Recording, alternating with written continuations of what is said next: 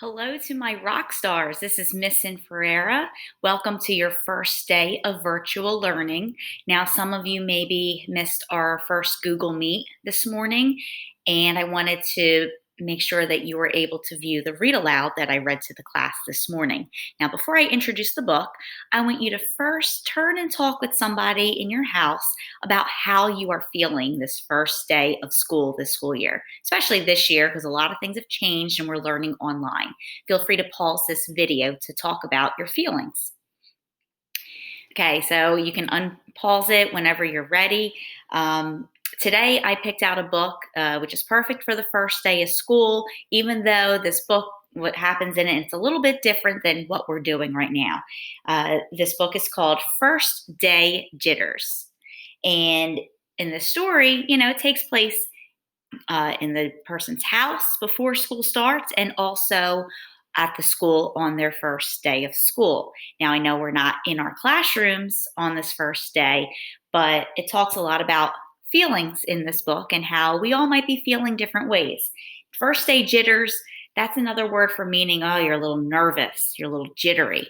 So this person is pretty nervous for their first day. Maybe they're afraid, like, oh, are they going to like me? And we'll have to read it to find out what happens in this story. First Day Jitters by Julie Dainberg. First Day Jitters. Sarah dear, I almost dropped the book there. Time to get out of bed, Mr. Hartwell said, poking his head through the bedroom doorway. You don't want to miss the first day at your new school, do you?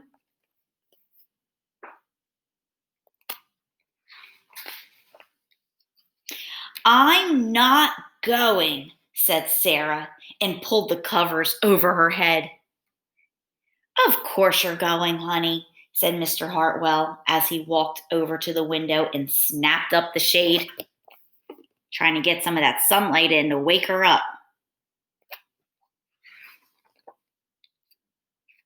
No, I'm not. I don't want to start over again. I hate my new school, Sarah said. She tunneled down to the end of her bed. So we just learned something new here. She's starting at a new school. So no wonder why she's nervous and she doesn't want to go. How can you hate your new school, sweetheart? Mr. Hartwell chuckled. You've never been there before. Don't worry. You liked your other school. You'll like this one. Besides, just think of all the new friends you'll meet. That's just it. I don't know anybody, and it will be hard, and I just hate it, that's all.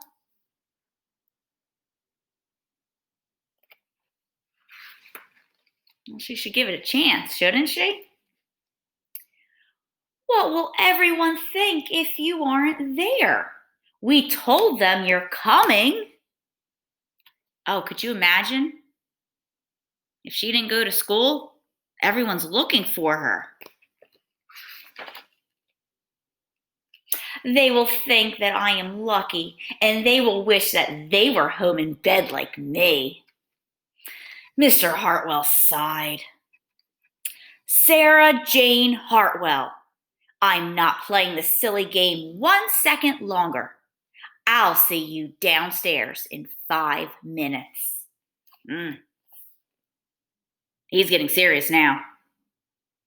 If you notice, she's covering herself with the pillow there. Can we see her face? I'm going to go back. Can we see her face? No, she's underneath the covers. Can we see her face? It's underneath the blanket. She's all covered up. We can't see her face there either. I wonder when we're going to eventually see her. Let's see what happens. Sarah tumbled out of bed. She stumbled into the bathroom. She fumbled into her clothes. Look, now her shirt is covering up her face. We still can't see her. My head hurts, she moaned as she trudged into the kitchen. Mr. Hartwell handed Sarah a piece of toast and her lunchbox. Now we can see a little bit more of her now. Looks like she has glasses, short hair. Let's see what happens. They walked to the car. Sarah's hands were cold and clammy. I know that happens to me sometimes when I'm really nervous. They drove down the street. She couldn't breathe. So she was so nervous she was holding her breath. And there she is in the car. You can see her holding her lunchbox. And then they were there. I feel sick, said Sarah weakly. Nonsense, said Mr. Hartwell. You'll love your new school once you get started. Oh, look, there's your principal, Mrs. Burton. Sarah slumped down in her seat. Wow, that's a big school. Oh, Sarah, Mrs. Burton gushed, peeking into the car. There you are. Come on, I'll show you where to go. Look, she's hiding behind her lunchbox if you look closely. She's really nervous. I hope you guys aren't that nervous. She led Sarah into the building and walked quickly through the crowded hallways. Don't worry, everyone is nervous on the first day, she said over her shoulder as Sarah rushed to keep up. So there's the principal looking back, telling Sarah not to be nervous. Everybody's nervous on the first day. When they got to the classroom, most of the children were already in their seats. Look, all the kids are looking back. Well, not all of them. This little girl's looking back, looking at Sarah. This little boy is turned around looking at Sarah. The class looked up as Mrs. Burton cleared her throat. Class, attention please, said Mrs. Burton. When the class was quiet, she led Sarah to the front of the room and said, Class, I would like you to meet. Oh boy, they're all looking. Make my hand out of the way. I would like for you to meet your new teacher, Mrs. Sarah Jane Hartwell.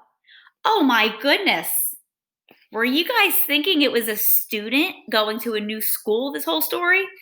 I know I thought it was a new student. I was not expecting that it was going to be the teacher showing up at the new school that she's teaching at. She must have been teaching at a different school the year before. So this story, I love the story. It had a surprise ending. That's what I love about books. They take us on adventures. And also we can make connections to them. Maybe some of you made a connection to this story and you were feeling a little nervous today. Others, maybe you weren't feeling nervous. Maybe you were really excited for your first day of school. All right, boys and girls, I hope you enjoyed that story, and I'm really excited and eager for this school year to see how much we learn and grow throughout the whole year. I will be seeing you tomorrow with another read aloud, and rock on. See you tomorrow. Bye, boys and girls.